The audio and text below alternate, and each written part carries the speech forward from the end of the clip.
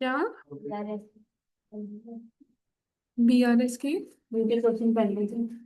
8 question थे ना आपने कोई भी इलस्ट्रेशन आई मदर एग्जाम और साइलेंस वो तो टेस्ट दिया परसों।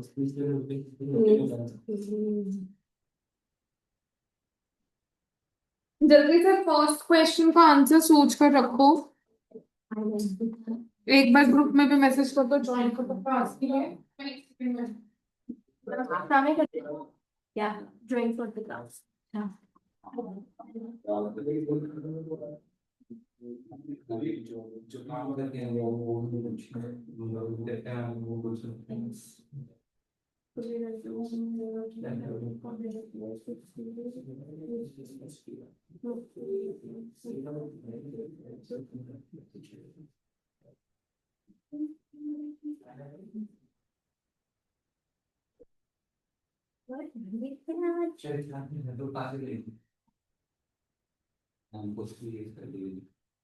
पापा ने पोस्ट सर्टिफिकेट तो क्या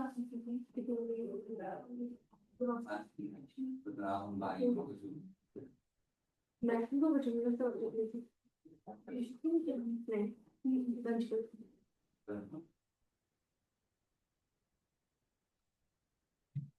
देखो देखा था नीचे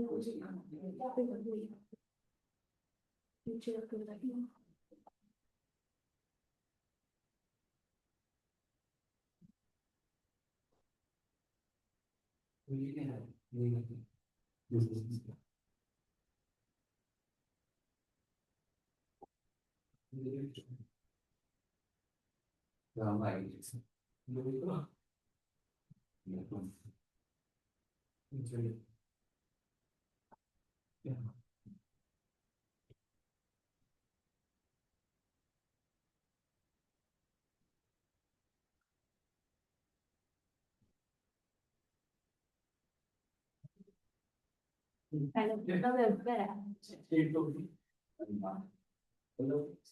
क्या कह रहे हो बच्चे?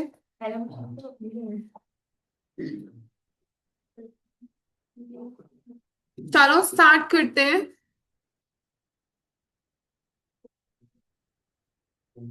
आप लोगों ने ना कसम खा रखी है पूरी 11th ने, हम लोग नहीं पढ़ेंगे चाहे जो मर्जी हो जाए। नहीं पढ़ोगे तो अपना ही नुकसान कराओगे, हमारा कुछ नहीं जाना, तुम्हारे ही नंबर नहीं आने। देखो फर्स्ट क्वेश्चन है, आई थिंक इस बाहर चला गया, ठीक है। तो first question is that is Gurpreet is planning to start a diagnostic centre in Ambala. जो गुरप्रीत है वो प्लान कर रहा है कि वो डायग्नोस्टिक सेंटर जो है अंबाला में खोलेगा। He visits his uncle mister Amarnath in Patiala. तो वो पटियाला में अपने अंकल के पास गया, जो सक्सेसफुली एक डायग्नोस्टिक सेंटर बहुत सालों से क्या कर रहे हैं, रन कर रहे हैं, उनसे गाइडेंस लेने के लिए। तो अमरनाथ ने गुरप्रीत को बताया कि जो that the capital he need of his business can be divided into two categories, कि कैपिटल को हम लोग क्या कर सकते हैं, टू कैटेगरीज में डिवाइड कर सकते हैं। Firstly he will need funds to buy land and building. पहली जो कैपिटल फंड्स उसको चाहिए कि वो land and building, machinery and furniture and fixtures के लिए उसको पैसा चाहिए। सेकेंडली फंड्स जो है उसको चाहिए डे टू डे ऑपरेशन के लिए, ताकि वो मेंटेन कर सके स्टॉक को और बीआर को फॉर मीटिंग करंट एक्सपेंसेस को। तो इस कंटेक्स्ट में एक्सप्लेन करो एंड आइडेंटिफाई करो और एक्सप्लेन करो टू टाइप ऑफ कैपिटल कौन कौन सी कोट हुई है, कैपिटल कौन कौन सी है। Capital fixed and fixed capital and working capital.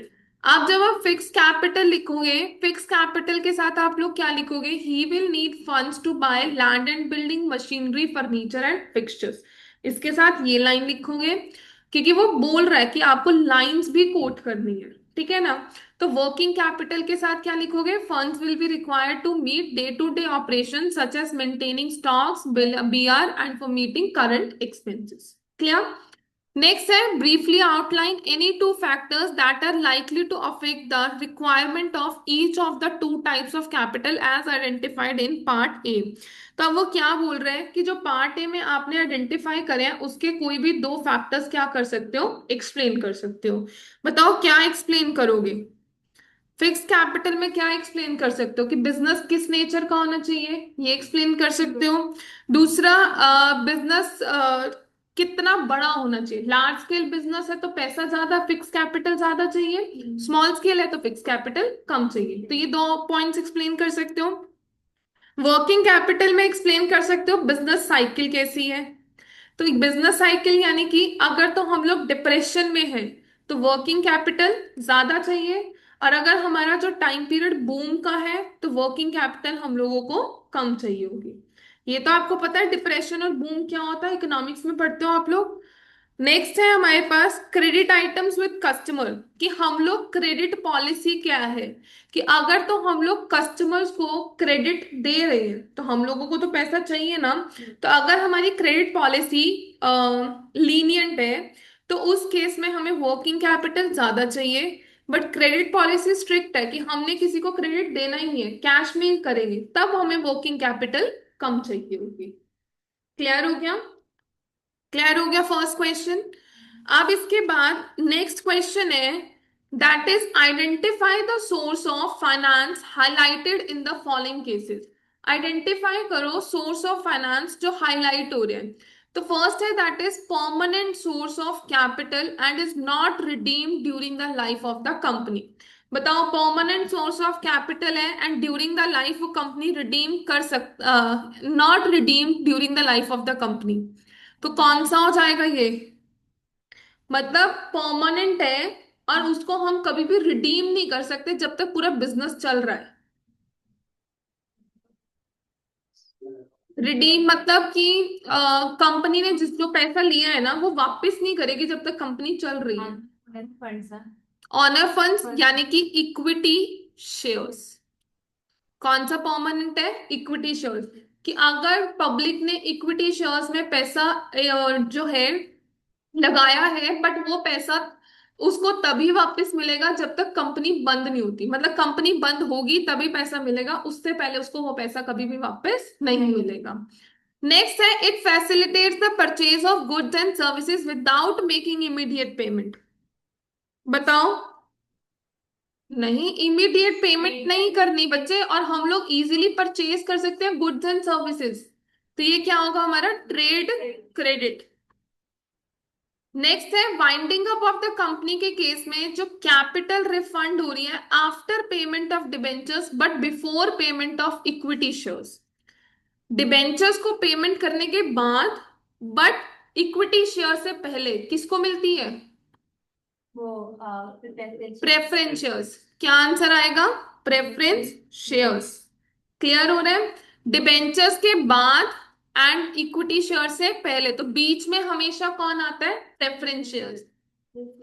This source put a permanent obligation on the company to pay interest every year irrespective of the profit, कि profit है या नहीं है तब भी इंटरेस्ट पे करना ही पड़ेगा। डिबेंचर्स क्या है, डिबेंचर्स। नेक्स्ट है holders enjoy right to vote and control the company. Voting rights किस में होते हैं, इक्विटी शेयर्स। कंट्रोल किस में करता है, इक्विटी शेयर्स में। So ploughing back of profits, retained earnings. Ploughing back of profit, retained earnings. Clear है इतना। नेक्स्ट है एबीसी लिमिटेड जो है प्लान करता है कि वो अपने बिजनेस को एक्सपैंड करेगा एंड नीड मनी, उसके लिए उसको पैसा चाहिए। तो finance manager reported that company इस पोजीशन में नहीं है कि वो एक्स्ट्रा बर्डन जो है इंटरेस्ट पे करने में लगा सके, मतलब कंपनी के पास पैसा नहीं है कि कंपनी इंटरेस्ट पे कर सकती है। And equity share holder insisted not to issue more share. Equity share holders बोल रहे हैं शेयर्स मत इश्यू करो, कंपनी वो फाइनेंस मैनेजर बोल रहा है कि इंटरेस्ट नहीं पे कर सकते यानी कि डिबेंचर्स भी इश्यू मत करो। तो दो ऑप्शंस तो यहीं से कट हो गए। आगे बोल रहा है as there is a risk of losing control on issue of shares in the market. तो सजेस्ट करो source of owner fund suitable in the work. तो कौन सा हो जाएगा हमारे पास, रिटेन्ड अर्निंग। देखो इक्विटी शेयर होल्डर्स ने मना कर दिया, तो ऑनर फंड्स में इक्विटी शेयर्स तो खत्म हो गए, तो दूसरा ऑनर फंड कौन सा बचा हमारे पास? Retained earnings. नेक्स्ट है, Rakesh plan to set up an environment friendly textile factory. उसको एक environment friendly textile factory set up करनी है। He plans to use fossil fuels to make paint, plastic and polymers. तो वो प्लान करता है कि वो क्या यूज करेगा, फॉसिल फ्यूल्स यूज करेगा ताकि वो पेंट कर सके, प्लास्टिक कर सके एंड पॉलीमर्स बना सके। Since the waste water from textile processing and dyeing contain residues, he has also decided to ensure its appropriate treatment। उसमें से कुछ ना कुछ एक्स्ट्रा बच रहा था, तो इसलिए उसने क्या कहा कि अप्रोप्रिएट ट्रीटमेंट करेंगे इन्वायरमेंट में रिलीज करने से पहले। तो वो उसने प्लान किया कि वो एक स्पेशल फाइनेंशियल इंस्टीट्यूशन के पास जाएगा, फंड्स को रेज करेगा, लोन लेगा। In context of the above case, critically analyse financial institution as a source of finance. तो इसके अंदर आप लोग क्या करोगे? एक्सप्लेन करना है। इसके अंदर क्या एक्सप्लेन करोगे? Financial institution. फाइनेंशियल इंस्टीट्यूशन कौन से होते हैं? कोई भी हो सकता है, आईडीबीआई, सिडबी, कोई भी हमारा फाइनेंशियल इंस्टीट्यूशन हो सकता है। अब इसके अंदर फाइनेंशियल इंस्टीट्यूशन के आपको सिर्फ क्या लिखनी है? मेरिट्स एंड, और क्या लिखनी है? D merits. क्लियर हो गया? मेरिट्स एंड डी मेरिट्स को क्या करोगे? एक्सप्लेन कर दोगे। चले नेक्स्ट पे। Yes. नेक्स्ट है गुंजन सिनेमास, जो एरिया है popular film entertainment company in Delhi, Delhi में है। Keeping in view the growing culture of multiplex, its owner has decided to make changes in the interior. जैसे जैसे मल्टीप्लेक्स का जो कल्चर है वो इंक्रीज हो रहा है, तो ऑनर ने डिसाइड किया कि वो इंटीरियर में चेंज करेगा। जैसे कि लॉन्च एरिया क्रिएट करेगा, more effective sound system install करेगा। तो कंपनी को पैसा चाहिए इस सब चीजों के लिए for a period of more than 1 year. 1 साल से ज्यादा के लिए पैसा चाहिए, बट 5 साल से कम के लिए चाहिए, तो 1 से 5 साल तक के लिए चाहिए। तो कौन सा टाइप ऑफ फंड्स है जो गुंजन सिनेमा सीख कर रही है फंड्स को रेज करने के लिए? Medium term finance. कौन सा है? Medium term finance. उसके बाद कोई भी अप्रोप्रिएट सोर्स बताओ मीडियम टर्म से, कौन सा हो सकता है? 1 से 5 साल के लिए। देखो, इक्विटी शेयर्स को मोर देन 5 इयर्स के लिए भी ले सकते हैं, डिबेंचर्स भी ले सकते हैं, हम लोग प्रेफरेंस शेयर्स भी ले सकते हैं। तो ये तीनों ऑप्शंस तो हमारे कट हो गए। हम लोग फाइनेंशियल इंस्टीट्यूशन से भी लॉन्ग टर्म के लिए रेस कर सकते हैं। तो हमारे पास क्या बचा कि बैंक से जो लोन लेना है वो हम लोग क्या कर सकते हैं? इजीली ले सकते हैं, क्योंकि बैंक हम लोगों को शॉर्ट टर्म के लिए भी नहीं देता, लॉन्ग टर्म के लिए भी नहीं देता, मीडियम टर्म के लिए लेता है। तो यहां पर क्या लिखेंगे? Loan from commercial banks. Loan from commercial banks. Clear? उसके बाद 6 पॉइंट है, दैट इज राजीव फैशन जो है reputed garment manufacturing units need to find its day to day expenses. उसको क्या कर रहे हैं? डे टू डे एक्सपेंसेस जो है करने, वेजेस, रेंट, मेंटेनिंग स्टॉक। तो ऑनर ने अप्रोच किया रॉ मटेरियल सप्लायर को कि उसको क्रेडिट दे दे 2 महीने का, ताकि वो क्लोथ ले सके और गारमेंट्स बना सके बिना किसी इमीडिएट पेमेंट के। तो सप्लायर ने इंक्वायरी करी राजीव के रिगार्डिंग, एंड ये फाइंड आउट किया कि उसकी रेपुटेशन जो है इतनी अच्छी नहीं है पेमेंट देने में। तो इन पास the lenders were not happy, lenders happy नहीं थे। तो पहले तो ये बताओ कि सोर्स ऑफ फाइनेंस राजीव कौन सा ढूंढ रहा है? देखो वो देखो वो रॉ मटेरियल सप्लायर को बोल रहा है क्रेडिट देने के लिए। सप्लायर, रिटेलर, आपस में कनेक्शन है, दो बिजनेसमैन आपस में लोन मांग रहे हैं, तो ये कौन सा ऑप्शन हुआ? Trade credit. Should the raw material supplier grant credit to Rajiv fashion house? ठीक है वानी। क्या रॉ मटेरियल सप्लायर ग्रांट करेगा? नो। क्यों ग्रांट नहीं करेगा? क्योंकि उसकी जो क्या कहते हैं, क्योंकि राजीव की पुअर क्रेडिट पॉलिसी थी। What values are being implemented in the above case? कौन कौन सी जो है वैल्यूज इसके अंदर इंप्लीमेंट हो रही है? देखो, हमें पता चला उसने ट्रस्ट इशू दिखाया, कि उसने डायरेक्ट ट्रस्ट नहीं करा, पहले उसने क्या करा? इंक्वायरी करी। नेक्स्ट क्या पता चला? कि फाइनेंशियली वो डिसिप्लिन नहीं था, तो सेकंड वैल्यू क्या आ जाएगी? Financial discipline. और उसके बाद लास्ट उसने क्या करा, इंक्वायरी करी, जिससे उसको पता चला कि उसकी कंडीशन अच्छी नहीं थी। तो ये हमारे पास क्या आ गया, रिस्क अवेयरनेस, कि उसने अपने रिस्क को अवेयर किया कि वो उसमें पैसा इन्वेस्ट कर सकता है या नहीं कर सकता। क्लियर हो गई वैल्यूज। उसके बाद नेक्स्ट आता है, कर लिया नोट डाउन।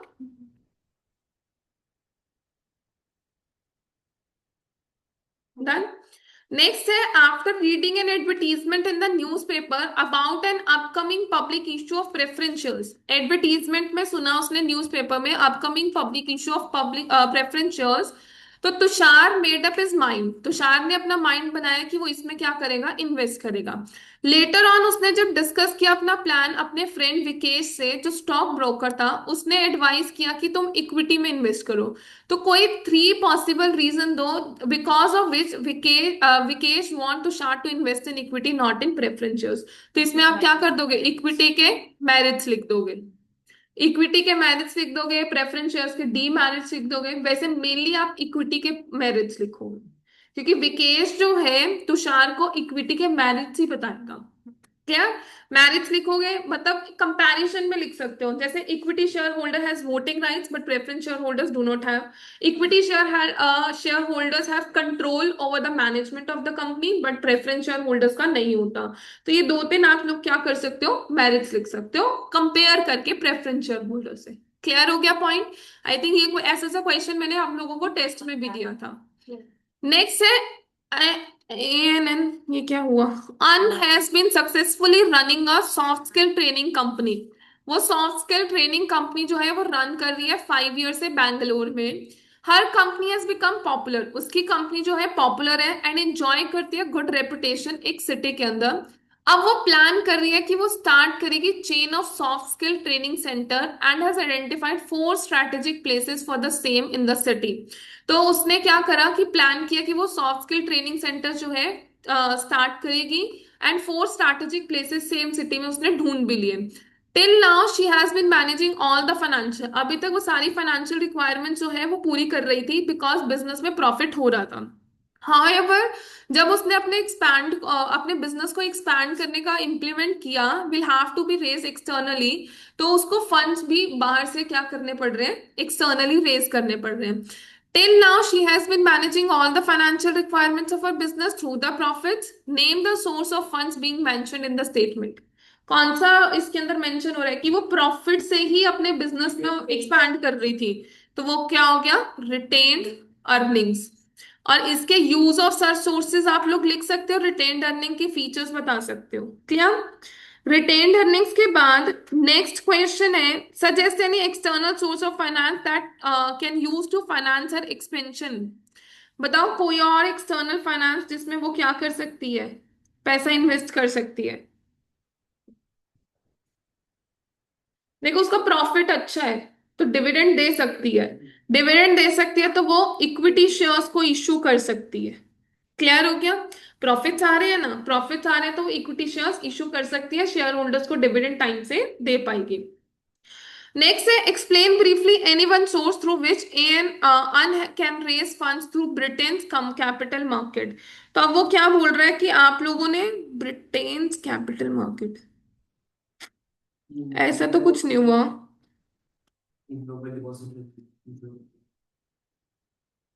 नहीं, अच्छा हाँ ठीक है, ब्रिटेन्स कैपिटल मार्केट है तो फॉरेन की कैपिटल मार्केट है, तो ये हमारा क्या आ जाएगा, GDR, ग्लोबल डिपॉजिटरी रिसिप्ट। क्या आ जाएगा, ग्लोबल रिपॉजिटरी रिसिप्ट, और उसको आप लोग क्या कर दोगे, एक्सप्लेन। अच्छा ब्रिटेन की जगह यहाँ पर अमेरिकन होता तो ADR आ जाता, अमेरिकन डिपॉजिटरी रिसिप्ट आ जाता। नेक्स्ट है, रुचिकास लिमिटेड जो है रेप्यूटेड IT कंपनी है इंडिया में and want to tap the huge amount of resources for its growth and expansion from USA for long term needs.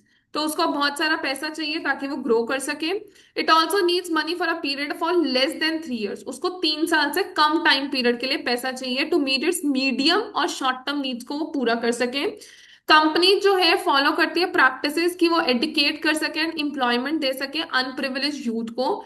50% जो ऑफिस की electricity है वो सोलर पावर से चलती है। तो explain ADR as a source of finance use by the company to meet its requirement.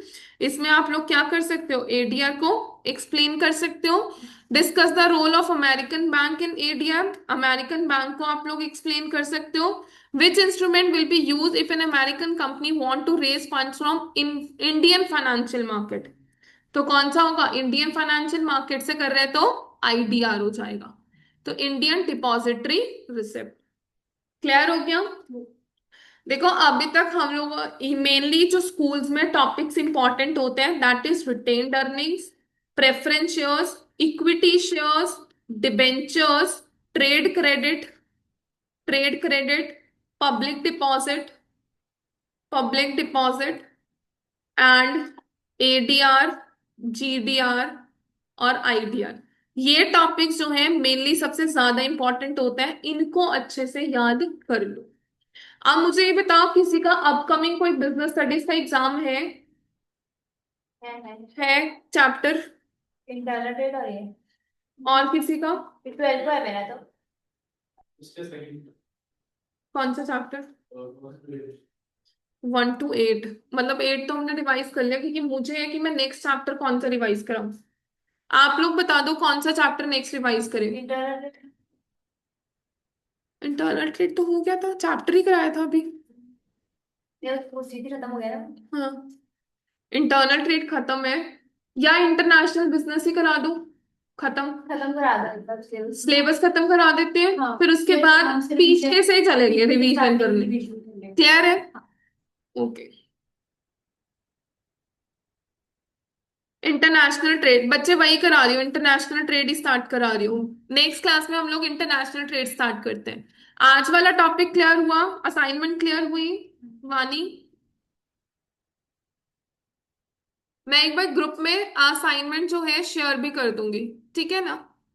Okay बच्चे, आज इतना ही करते हैं, बाकी फिर नेक्स्ट क्लास में करेंगे। Thank you.